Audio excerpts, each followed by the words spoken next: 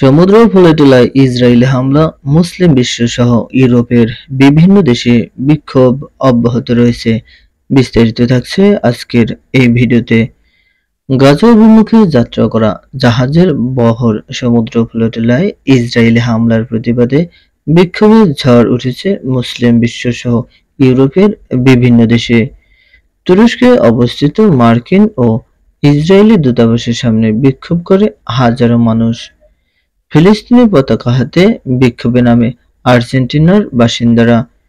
এছাড়া Malaysia, Greece, Tunisia সহ বেশ কয়েকটি দেশে প্রতিবাদ মিছিল করে শত শত মানুষ।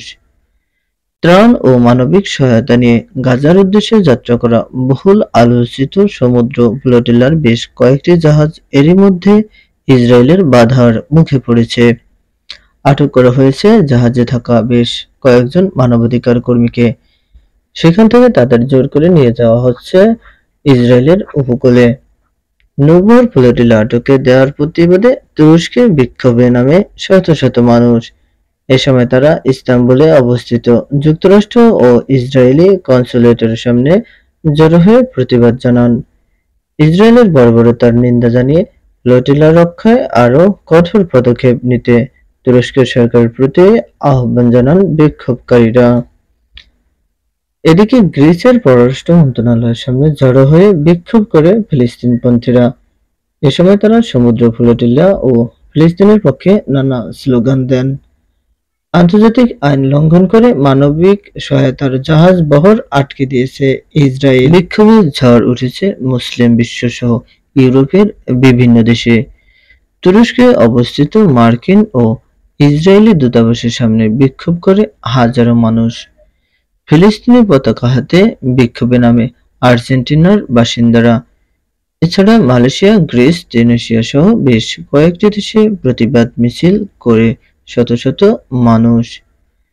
ত্রাণ ও মানবিক সহায়তা নিয়ে গাজার উদ্দেশ্যে যাত্রা করা বহুল আলোচিত সমুদ্র উপকূলের বেশ কয়েকটি জাহাজ এরই মধ্যে ইসরায়েলের বাধার মুখে পড়েছে।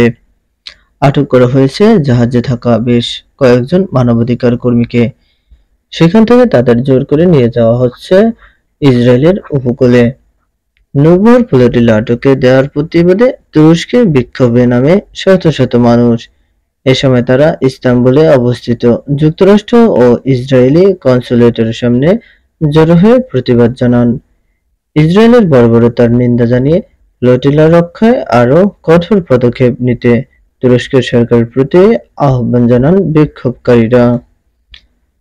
এদিকে গ্রিসের পররাষ্ট্র মন্ত্রণালয়ের সামনে জড়ো হয়ে বিক্ষোভ করে ফিলিস্তিনপন্থীরা। এ সময় তারা সমুদ্র ফ্লোটিলা ও ফিলিস্তিনের পক্ষে নানা স্লোগান দেন। আন্তর্জাতিক আইন লঙ্ঘন করে মানবিক সহায়তার জাহাজ বহর আটকে